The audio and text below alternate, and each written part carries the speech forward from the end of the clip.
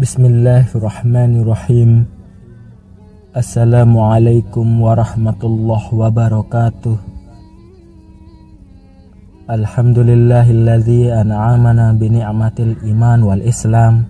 Nahmaduhu wa nasta'inu wa nastaghfiruhu wa na'udzu billahi min syururi anfusina wa min sayyiati a'malina.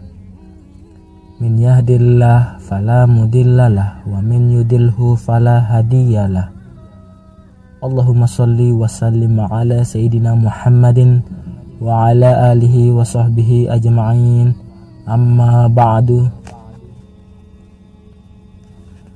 Syukur alhamdulillah kita masih bisa diberi kesempatan berdiskusi sampai saat ini yang insya Allah menambah wawasan kita.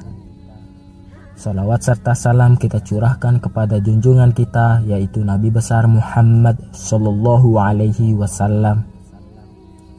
Allahumma sholli ala sayyidina Muhammad wa ala ali sayyidina Muhammad.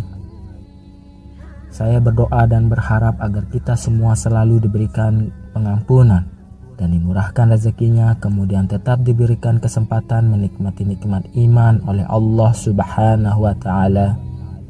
Amin ya rabbal alamin.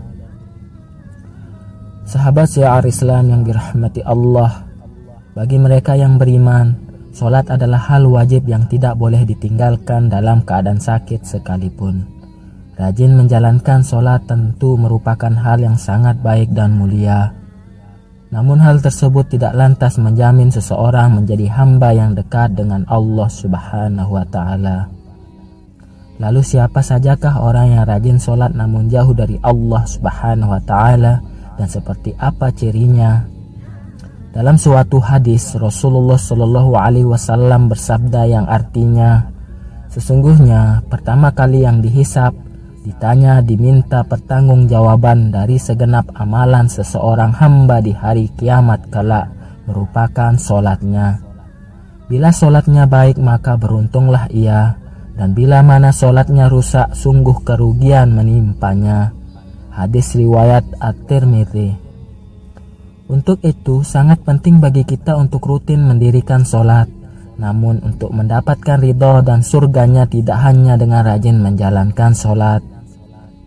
Hal itu hanya dilakukan dengan penuh kesadaran dan tidak sebatas sebagai rutinitas harian, serta harus dibarengi dengan menjaga akhlak serta hubungan sesama dengan manusia agar tidak menjauhkan kita dari Allah subhanahu wa ta'ala.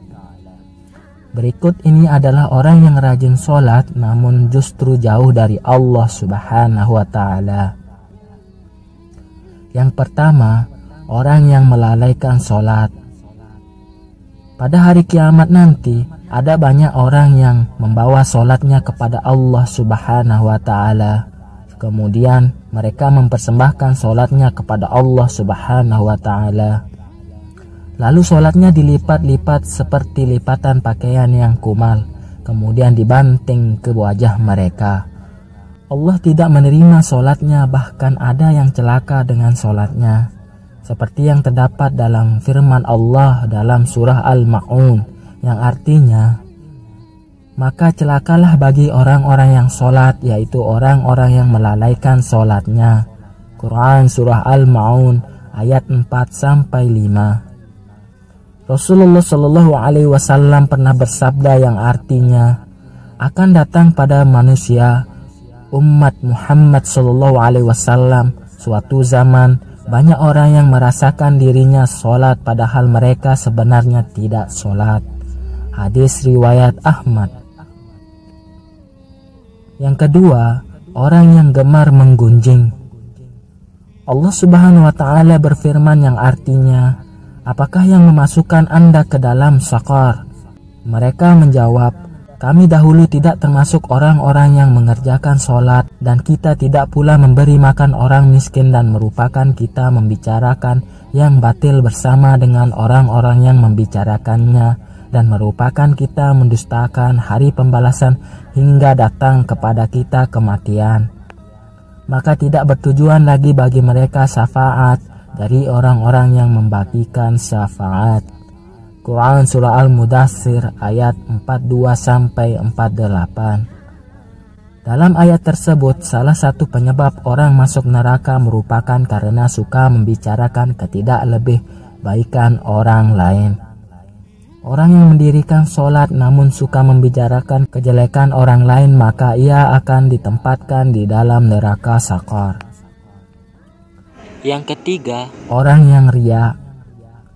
Sebab pertama yang ternyata mampu menjerumuskan seorang ahli ibadah tetap mendapatkan azab bahkan menjadi penghuni neraka adalah karena mereka riya. Hal tersebut terjadi apabila semua amal soleh yang dilakukan selama di dunia itu bukan untuk mencari ridha Allah, melainkan dilakukan karena ingin riya atau pamer dan mengharapkan pujian dari manusia. Allah Subhanahu wa Ta'ala berfirman yang artinya, sesungguhnya orang-orang munafik itu menipu Allah dan Allah akan membalas tipuan mereka, dan apabila mereka berdiri untuk sholat mereka berdiri dengan malas. Mereka bermaksud teriak dengan sholat di hadapan manusia, dan tidaklah mereka menyebut Allah terkecuali sedikit sekali. Quran Surah An-Nisa ayat 142. Yang keempat, orang yang gemar berdusta. Berdusta merupakan salah satu dosa besar dan diancam siksa pedih di akhirat kelak. Di zaman seperti ini, kebohongan tampaknya sudah menjadi kebiasaan di kalangan masyarakat. Padahal sekecil apapun suatu kebohongan akan tetap dianggap sebagai dosa besar. Meskipun ada seseorang yang rajin sholat dan beribadah, namun jika lisannya suka berbohong, maka sholat dan ibadahnya akan sia-sia semata, karena kebohongan itu akan menghapus amal-amalnya. Jika ia mati dalam tidak bertaubat kepada Allah, maka ia akan dimasukkan ke dalam neraka. Allah Subhanahu wa Ta'ala berfirman yang artinya, sesungguhnya yang mengada-ngada kebohongan hanyalah orang-orang yang tidak beriman kepada ayat-ayat Allah, dan mereka itulah orang-orang pendusta. Quran Surah An-Nisa ayat 105. Wallahu a'lam bissawab. Semoga kita selalu istiqomah di jalan Allah Subhanahu wa Ta'ala. Amin ya rabbal alamin. Demikian yang bisa saya bagikan, semoga bermanfaat. Jika ada kesalahan dan tutur kata yang tidak baik, saya minta maaf. Jika bisa tulis di kolom komentar. Sesungguhnya saya hanya ingin berbagi dan sama-sama belajar. Wassalamualaikum warahmatullahi wabarakatuh.